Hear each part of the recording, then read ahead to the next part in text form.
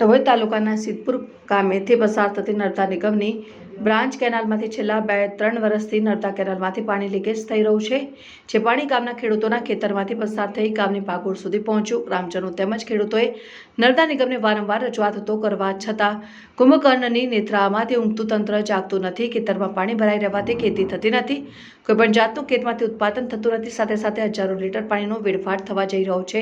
ગામના મુખ્ય માર્ગ ઉપર પાણી ભરાવાથી ગ્રામજનોને અવરજવરમાં પણ તકલીફ પડી છે.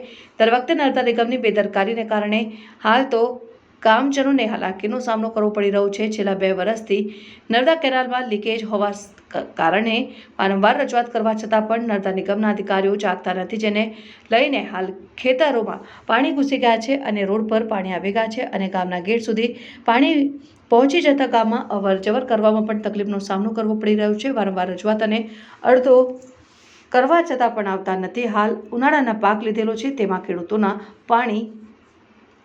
ખેતરોમાં પાણી ઘૂસી જાય છે, જેના લીધે પાકમાં નુકસાની થવાની ભીતિ સર્જાઈ રહી છે. વહેલી તકે નર્મદા નિગમના અધિકારીઓ જાગે અને નર્મદા કેનાલ લીકેજ બંધ કરે તેવી ખેડૂતો અને ગ્રામજનોની માંગ ઉઠવા પામી છે. સિદ્ધપુર ગામ પાસેથી જે આ નર્મદા કેનાલ નીકળી રહી છે તેનું 2 વર્ષથી લીકેજ છે. આ મારા કાકા છે, એમના ખેતરમાં રહી અને પાણી 2 વર્ષથી સદંતર વહી રહ્યું છે, જેમના પાકને પણ નુકસાન થઈ રહ્યું છે. એમનો કપાસ બી આજી વખતે બિચારાનો કેટલો બગડી ગયો.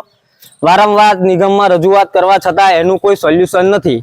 તો મારે ખાલી એટલું કહેવું છે. અને આ ટૂંટામાં તો ખેતરમાં હતું પાણી, પણ હવે આ તમે જોઈ શકો છો પાછળ તે સિદ્ધપુરની ભાગરમાં કે આપણે દવાખાના પાસે થઈ અને પાણી પસાર થઈ રહ્યું છે. આ તો નાનું છે, કાલે મોટું થઈ જાય તો ગામમાં વધારે નુકસાન થાય.